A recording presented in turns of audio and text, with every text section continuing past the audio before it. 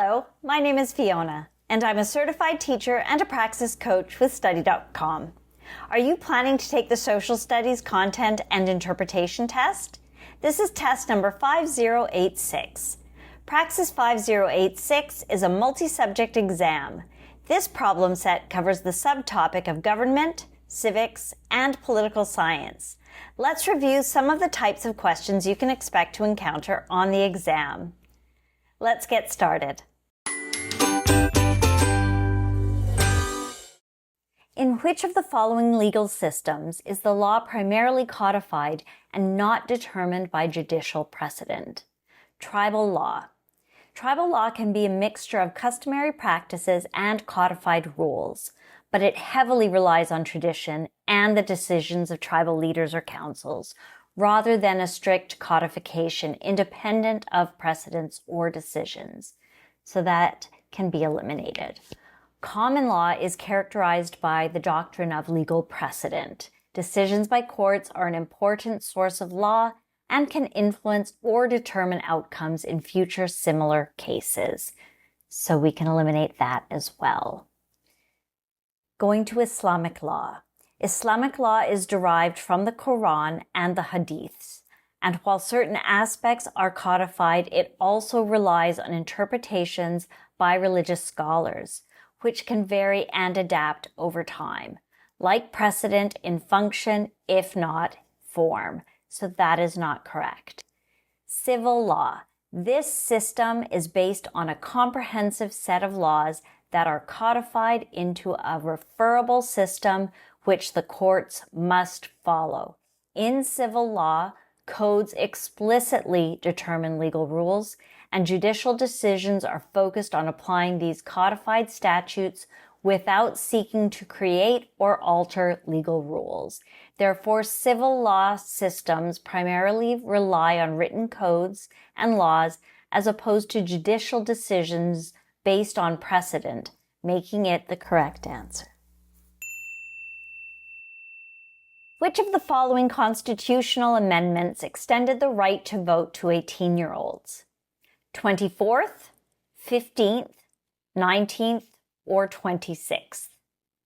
The 24th Amendment. This amendment eliminated poll taxes in federal elections, which had been used to disenfranchise particularly African American voters. So this is not correct. The 15th Amendment granted the right to vote to African American men by stating that the right to vote could not be denied based on race, color, or previous condition of servitude. So this is incorrect. The 19th Amendment granted women the right to vote, significantly expanding voting rights across gender lines. But not the correct answer here. The 26th Amendment.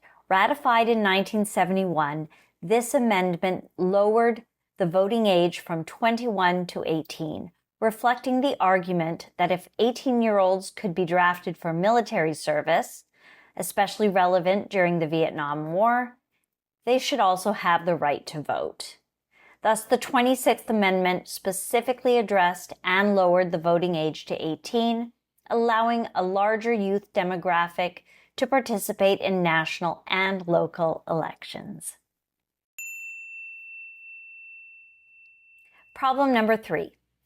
Which of the following describes a common component of socialist political systems? Strong focus on free market principles. Socialist systems usually limit free market principles in favor of economic regulation, so we can eliminate that right away. Minimal government intervention in the economy. Socialist systems involve extensive government control and planning of economic activities, so we can eliminate that one as well. I'm going to skip to limited influence on wealth disparity.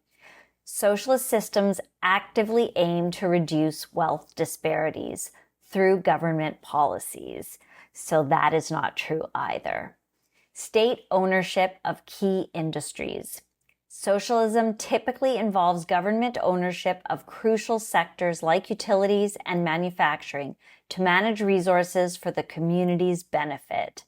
Thus, state ownership of key industries is a fundamental characteristic of socialism, reflecting its emphasis on controlling major economic sectors for societal welfare.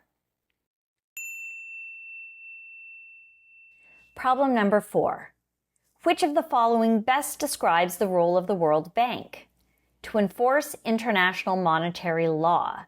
The World Bank does not enforce monetary laws. That's outside of its mandate, so we can eliminate that. Now to the bottom, to promote global economic health initiatives. While the World Bank's projects contribute to economic health, its primary focus is on specific development projects rather than broad economic health initiatives, so that is not correct. To regulate global trade. Global trade regulation is the domain of entities like the World Trade Organization, not the World Bank. So that is not correct either. To provide loans and grants for projects in developing countries.